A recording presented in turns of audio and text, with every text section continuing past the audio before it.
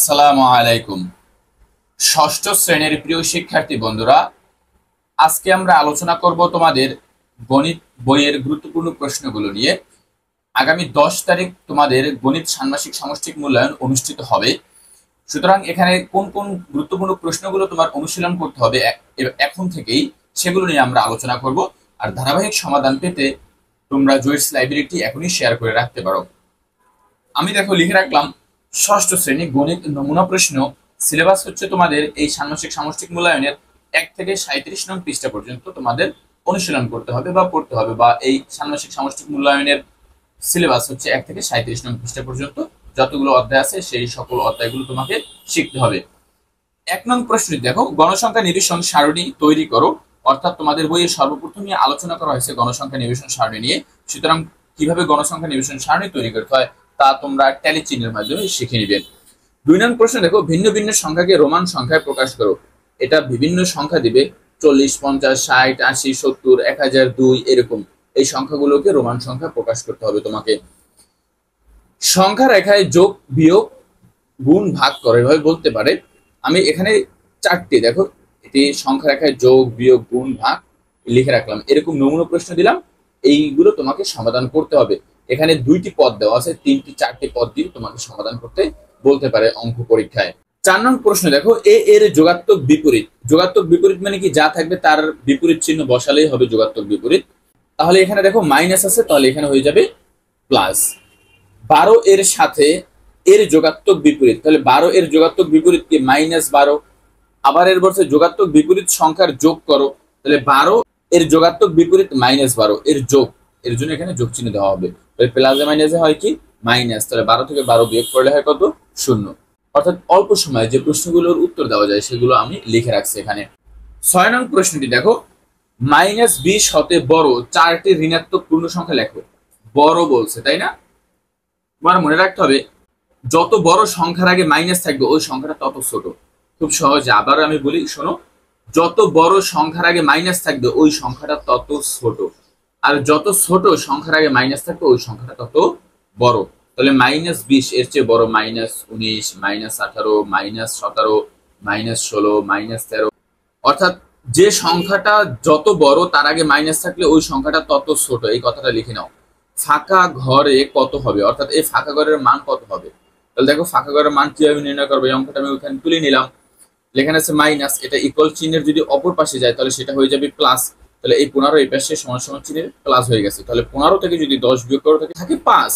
সুতরাং ফাঁকা ঘরে কত হবে 5। তাহলে দেখো তো 5 এখানে যদি বসাও আর এখানে যদি -15 হয়, তাহলে -15 থেকে যোগের 5 তুমি বাদ দাও, তাহলে -10 থাকে।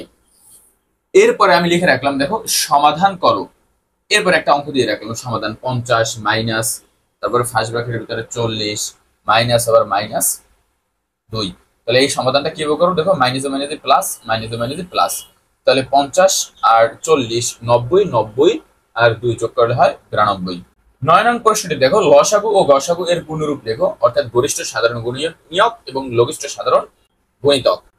10 নং প্রশ্ন দেখো, গসাগু ও লসাগু নির্ণয় করো। গসাগু আমি এখানে ক এবং খ দুটি, 24 28 এর লসাগু গসাগু নির্ণয় করবা, 28 48 72 এর লসাগু গসাগু উভয় নির্ণয় করবে। মৌলিক উৎপাদকের গাছের সাহায্যে লসাগু নির্ণয় করো। মৌলিক উৎপাদকের গাছের সাহায্যে লসাগু নির্ণয় করবা, 14 15 12 এবং 55 15 143। মৌলিক উৎপাদকের গাছের সাহায্যে লসাগু নির্ণয় করবা। 12 নং প্রশ্ন দেখো, তোমাদের বইয়ের গণিত বইয়ের পৃষ্ঠা 55 এর 4 5 9 এর সমাধান করতে হবে। এটি খুবই গুরুত্বপূর্ণ তোমাদের পরীক্ষার সৃজনশীলের জন্য।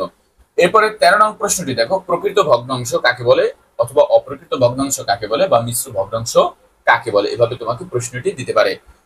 ভগ্নাংশের যোগ বিয়োগ করো, আবার ভগ্নাংশের গুণ ভাগ করো, এভাবেও আসতে পারে। তাহলে আমি দুটি অঙ্ক দিয়ে রাখলাম, ভগ্নাংশের যোগ, এটা হচ্ছে ভগ্নাংশের বিয়োগ, এটা হচ্ছে ভগ্নাংশের যোগ। এইগুলো সমাধান তোমাকে অনুশীলন করে যেতে হবে, মানে তোমাকে শিখে যেতে হবে, কারণ এই ধরনেরই তোমাদের প্রশ্ন থাকবে। গুরুত্বপূর্ণ একটি প্রশ্ন দেখো, গ্রিড একে সমাধান করো। গ্রিড একে তারপর সমাধান করতে হবে। ক এবং খ দুটি প্রশ্ন দিলাম, এই প্রশ্ন দুটি তোমরা অনুশীলন করো, গ্রিড একে কিভাবে সমাধান করতে হয়। 16 নং প্রশ্ন দেখো, পৃষ্ঠা 76 এর একক কাজ সমাধান করো। পৃষ্ঠা 76 এর একক কাজ দেওয়া আছে যে এই একক কাজটি সমাধান করবা। এই উদ্দীপক থেকেই তোমাদের মূলত অঙ্ক আসার সম্ভাবনা রয়েছে। 17 নং কি লিখলাম দেখো, 89 নং পৃষ্ঠার দলগত কাজের সমাধান করো। 89 নং পৃষ্ঠার দলগত কাজের সমাধান করো। 18 দেখো, 90 নং পৃষ্ঠার একক কাজের সমাধান করো। 90 নং পৃষ্ঠায় তোমাদের গণিত বইয়ে যে একক কাজ দেওয়া আছে এই একক কাজের সমাধান করতে হবে তোমাকে। 19 নং প্রশ্নটি দেখো, গ্রিডের মাধ্যমে সমাধান করো। গ্রিডের মাধ্যমে দশমিক ভাগের সমাধান করবা। এই যে দেখো, দশমিক ভাগের সমাধান করবো। এই দুটি অঙ্ক দিলাম, তোমরা অনুশীলন করবা বাসায়। এরপরে 20 নং প্রশ্নটি দেখো, নিচের ছবির ক্ষেত্রফল ও পরিসীমা নির্ণয় করো। প্রশ্নটি এখানে আমি দুইটা না দিয়ে একটা রূপান্তর করার জন্য এরকম হয়েছে। নিচে কিছু ছবি দিবে, ছবিগুলো কি, একটা বর্গাকার দিবে, একটা রম্বাস, একটা আয়তকার, একটা ট্রাপিজিয়াম, তাই না, এরকম কিছু ছবি তোমাকে দিবে। এরপর বলবে নিচের ছবির ক্ষেত্রফল ও পরিসীমা নির্ণয় করো। সুতরাং তোমাকে শিখতে হবে বর্গের পরিসীমা ও ক্ষেত্রফল কিভাবে নির্ণয় করে, রম্বসের পরিসীমা ও ক্ষেত্রফল নির্ণয় করে কিভাবে, আয়তের পরিসীমা ও ক্ষেত্রফল নির্ণয় করে কিভাবে, ট্রাপিজিয়ামের ক্ষেত্রফল ও পরিসীমা নির্ণয় করে কিভাবে। খুবই গুরুত্বপূর্ণ প্রশ্ন, তোমরা এখানে 100% লিখে নাও। এটি তোমাদের অনুশীলন করতেই হবে গণিত পরীক্ষায়। এরপরে দেখো, ছবি দেখে ভগ্নাংশ ও শতকরা বের করো। যে কোনো ছবি দিবে, সেই ছবির মাধ্যমে তোমাকে ভগ্নাংশ ও শতকরা বের করতে হবে। শতকরা বা ভগ্নাংশগুলো নির্ণয় করতে হবে ছবি দেখে। 22 নং প্রশ্ন দেখো, পৃষ্ঠায় 125 এর সমাধান করো। তোমাদের গণিত বইয়ের 125 পৃষ্ঠা এর সমাধান করো। কি সমাধানটা? তিশার সিলেট ভ্রমণ নিয়ে যে অঙ্কগুলো আছে সেই অঙ্কগুলোর সমাধান করতে হবে। 22 নং পৃষ্ঠার 125 নং এর সমাধান করবা। সমাধানটা কার? তিশার সিলেট ভ্রমণ নিয়ে যত প্রশ্ন আছে সেই প্রশ্নগুলোর সমাধান করবা। 23 নং প্রশ্ন দেখো, সমতুল ভগ্নাংশ নির্ণয় করো। কিছু ভগ্নাংশ দেওয়া থাকবে, বলবে এদের মধ্যে থেকে সমতুল ভগ্নাংশগুলো নির্ণয় করো বা একত্রিত করো। 24 নং প্রশ্নটি দেখো, সারণী পূর্ণ করো। কি বলতো? সারণী পূর্ণ করো। 10 এর দ্বিগুণ 20, 20 এর দ্বিগুণ 40, 40 এর দ্বিগুণ কত? 80, 80 এর দ্বিগুণ 160, 160 এর দ্বিগুণ কত? এরকম করে লিখবা। এটা দশমিকের নিচে, অর্থাৎ তোমার 160 এর দ্বিগুণ কত? আমি যদি একটু ক্যালকুলেটর দেখি তোমাদেরকে, তোমরা দেখতে পাচ্ছ কিনা দেখো, এখানে 160 এর দ্বিগুণ, তাহলে আমরা লিখবো 160 এর দ্বিগুণ, আমরা গুণ দেব 2, কত হয়েছে? 320। তাহলে এই ফাঁকা ঘর হবে 320।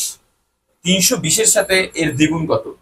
320 এর দ্বিগুণ কত হবে? 640। এই 640 কে তোমরা দশমিকে প্রকাশ করো। 640 কে কি করবা? দশমিকে প্রকাশ করবা। মূলত সেটি হবে 2 এবং 5 অনুপাতে, যা তোমাদের গণিত বইয়ের 137 নং পৃষ্ঠার 5 নং প্রশ্ন। 137 নং পৃষ্ঠার 5 নং প্রশ্ন, এটি মূলত 137 নং পৃষ্ঠার তোমাদের গণিত বইয়ের 5 নং প্রশ্ন। এভাবে তুমি শখটি পূরণ করে ফেলবা। জয়েস লাইব্রেরি তোমাদের নতুন কারিকুলামের সকল সমাধান তুলে ধরে। এর জন্য জয়েস লাইব্রেরিটি তোমরা শেয়ার করে রাখতে পারো এবং তোমাদের বন্ধুদের সাথে শেয়ার করে দিতে পারো। আজকের অঙ্ক পরীক্ষা তোমাদের ষান্মাসিক সামষ্টিক মূল্যায়নের গুরুত্বপূর্ণ প্রশ্নগুলো এখানেই শেষ হবে।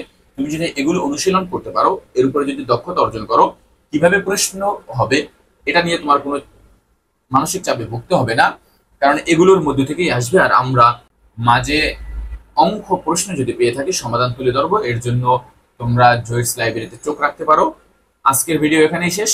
অন্য কোনো ভিডিওতে আবার তোমাদের সাথে দেখা হবে। আল্লাহ হাফেজ।